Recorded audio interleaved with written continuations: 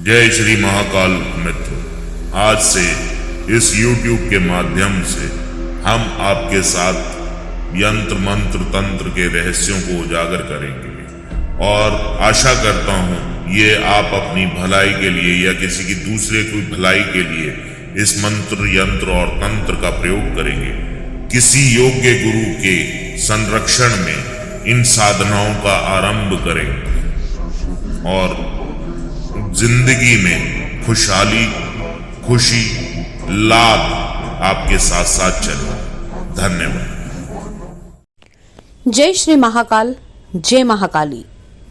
नमस्कार दोस्तों, आज के वीडियो में बात करूंगी आपसे एक ऐसी बच्ची के बारे में जिसका जीवन बदल गया था, जिसके जीवन में उसने किया था सामना भूत, प्रेत, यक्ष, गंधर्व, इस प्रकार की चीजों का।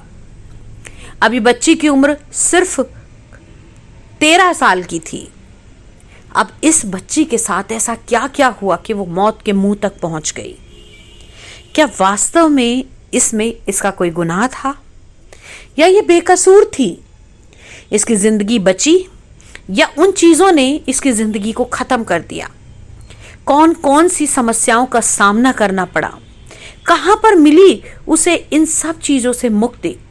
आइए जानते हैं आज के इस वीडियो में आपके साथ। लेकिन अगर आपने चैनल को सब्सक्राइब नहीं किया है तो प्लीज सब्सक्राइब कर दीजिए, साथ ही साथ बेल आइकॉन को जरूर दबा दीजिए। और अगर आपके पास भी कोई ऐसी सत्य घटना है जो वास्तव में किसी की जिंदगी से जुड़ी हुई है और इस प्रकार की तंत्र मंत्र शक्तियों से प्रभावित है तो आप हमारे साथ शेयर कर सकते हैं। आज हम बात करेंगे एक ऐसी बच्ची के बारे में जिसका नाम था राधिका। राधिका अभी छोटी सी थी, लेकिन राधिका के अंदर एक चीज थी, वो बहुत बहुत बहुत ही खूबसूरत थी। जिसकी हिरनी जैसी आंखें, गोरा चिट्टा रंग, घुंघराले बाल और साथ ही साथ बिल्कुल पतला सा शरीर, देखते ही उसकी आभा बनती थी। राधिका नेचर की भी बहुत अच्छी थी, हमेशा हंसती मुस्कुराती और खिलखिलाती रहती थी। अब वो बच्ची कैसे इन चीज़ों के चक्कर में पड़ी, आइए उसको जानते हैं। राधिका के घर के अंदर बहुत ही पूजा पाठ होती थी। वो लोग बहुत ज़्यादा भगवान को मानते थे, लेकिन कहीं ना कहीं किसे ऐसा पता था कि उसके साथ ऐसा कुछ हो जाएगा और किसी को पता भी नहीं चलेगा। एक दिन की बात है, राधिका अपनी नानी के घर गई। अवसर था दिवाली का। नानी के घर से वापस आई तो राधिका को बहुत बहुत तेज बुखार हुआ और अचानक से राधिका बुखार में बड़बड़ाने लगी। राधिका के माता पिता हनुमान जी की बहुत पूजा करते थे, बालाजी की बहुत पूजा करते थे। अक्सर वो अपने घर में बालाजी की भभूत और बालाजी का जल रखा करते थे। बुखार उतरने का नाम नहीं ले रहा था। उसकी माँ ने उसके माथे पर बालाजी की भभूत लगाई, थोड़ी भभूत उसके मुंह में डाल दी और जल पिला दिया। बस फिर क्या था, लड़की ने चीखना शुरू कर दिया, मेरे ऊपर से ये हटाओ, मेरे ऊपर ये वजन क्यों रखा है, मुझे क्या पिला दिया, ये बहुत कड़वा है, ये जहर है। माँ को लगा शायद बीमार है इसलिए ऐसा कर रही है, लेकिन जब उसने कहा कि ये भारी भारी पत्थर मुझ पे से हटाओ, ये क्या रखा है, तो माँ को थोड़ा सा अजीब लगा कि मैंने तो इसे मात्र भभूत खिलाई थी, ये ऐसे क्यों बोल रही है। धीरे धीरे बुखार थोड़ा शांत हुआ, बच्ची थोड़ा शांत हो गई। अब शांत होते ही माँ ने उससे पूछा, तुझे क्या हुआ था? बच्ची को कुछ याद नहीं था। फिर से शाम का समय हुआ और बच्ची को फिर से तेज बुखार चढ़ने लगा। अब धीरे धीरे जैसे बुखार चढ़ता, बच्ची की आंखें पलटनी शुरू हो गईं। माँ को ये संशय हुआ, क्योंकि उसने सब कुछ देखा था, बालाजी धाम जाती थी, कि कहीं ना कहीं कुछ तो गड़बड़ है।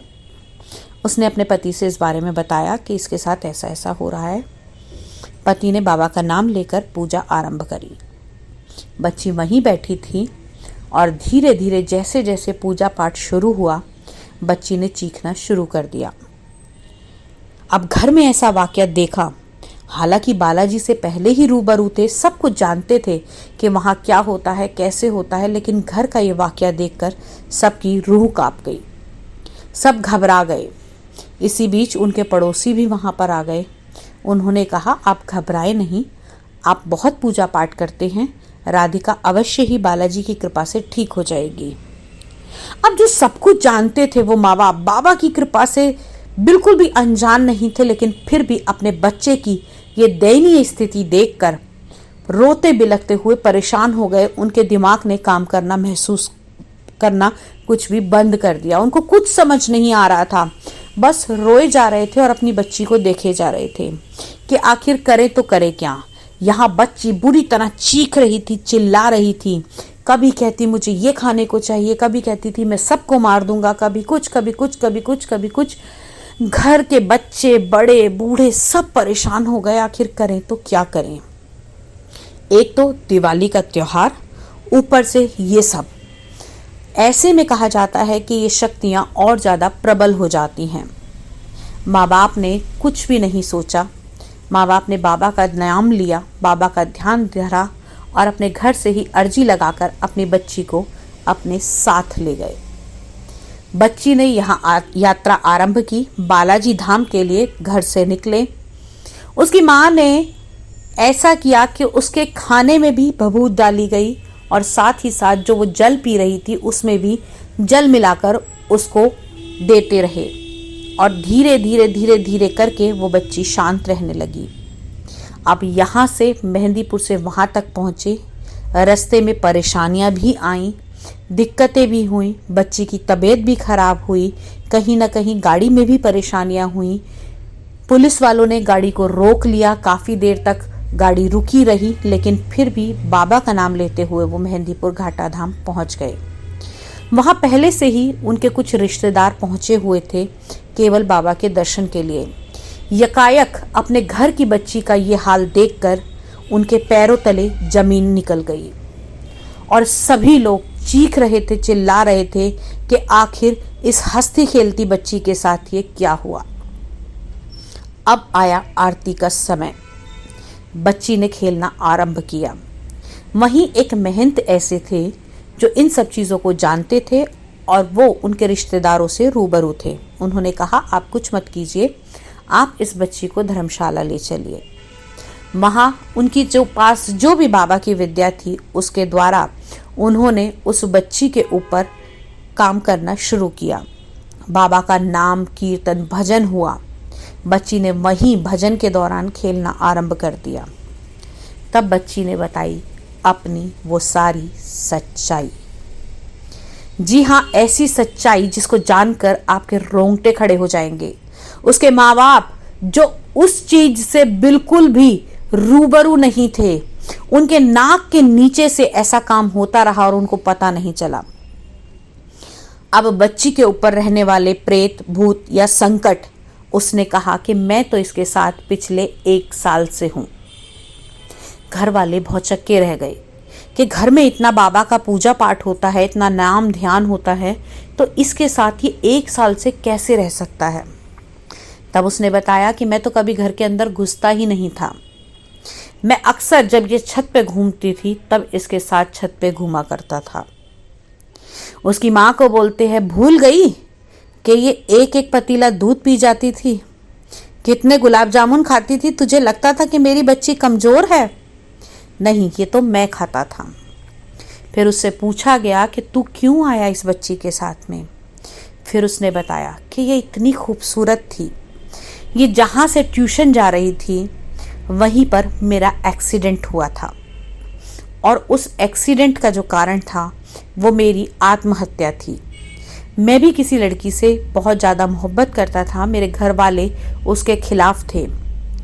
मैंने उसी जगह अपने आप को ट्रक के नीचे कर दिया। वहीं से उस समय ये गुजर रही थी, मुझे खूबसूरत लगी और मैं इसके साथ हो गया।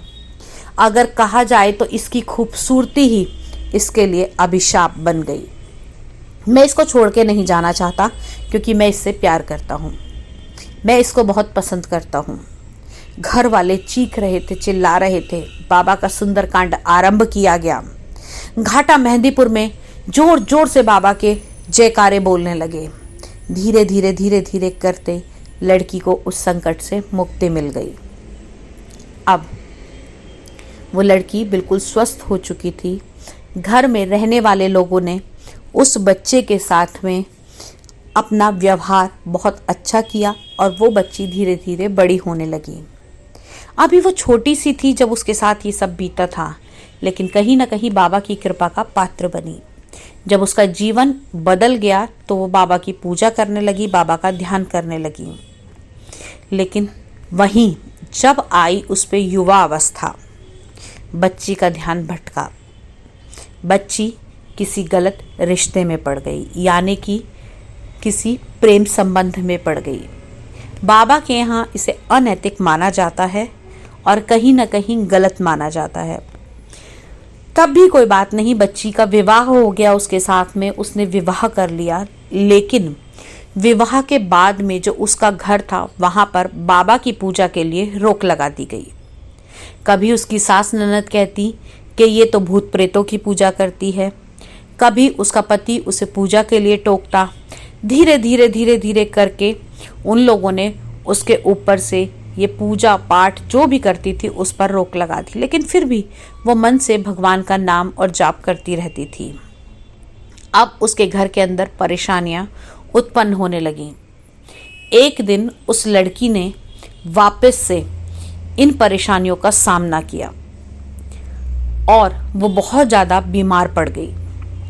उस समय में उस बच्ची को ठीक करने के लिए बाबा के दूत साक्षात वहाँ पहुँचे और उन्होंने उसका साथ दिया।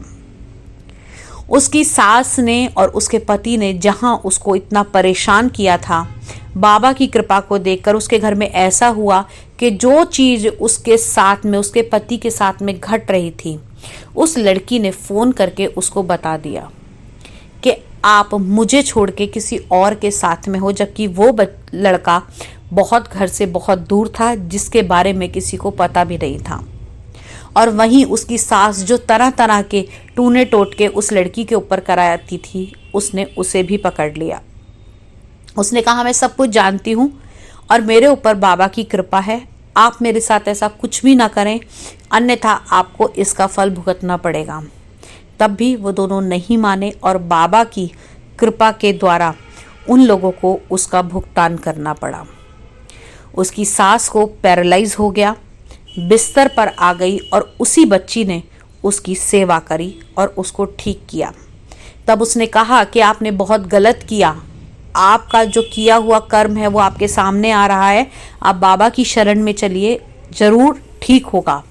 उसके पति की बुद्धि भी इस समय सीधी हो चुकी थी, क्योंकि उसने अपनी पत्नी को धोखा दिया था, जिसके कारण उसको एक एक्सीडेंट का सामना करना पड़ा। उस बच्ची ने उनकी भी सेवा करी और बाबा की कृपा से दोनों को क्षमा याचना दिलाई और उन दोनों का जीवन सुधर गया। आज वो बच्ची इस दुनिया में नहीं है, किसी कारणवश वो बीमारी का शिकार हुई और उसको इस दुनिया से जाना पड़ा। लेकिन आज उसके बच्चे, उसका पति, उसकी सास, उसकी ननद सभी ठीक ठाक हैं। आज की इस सत्य घटना में इतना ही। अगले वीडियो में आपसे फिर से मुलाकात करूंगी, किसी के जीवन से जुड़ी हुई एक ऐसी सत्य घटना जिसे दैवी शक्तियों ने ठीक किया। क्योंकि दोस्तों, जहां हम शिव को मानते हैं वहां हम शक्ति को भी मानते हैं, और उसी शक्ति ने राक्षसों का वध किया, उसी शक्ति ने राक्षसों को खत्म किया। वो राक्षस कौन थे? भूत, प्रेत, यक्ष, गंधर्व, दानव, दैत्य जो दिखाई दिए उन्हें सामने मारा, लेकिन जो अब दिखाई नहीं दे रहे वो इस प्रकार से लोगों को परेशान करते हैं। तो कैसे जीवन सुधरा और कैसे जीवन में बदलाव आया, इन सभी की चर्चा करूंगी। और अगर आपके पास भी कोई ऐसी स्टोरी है तो मुझे ज़रूर भेजिएगा। आज के वीडियो में इतना ही। तब तक के लिए जय श्री महाकाल, जय महाकाली।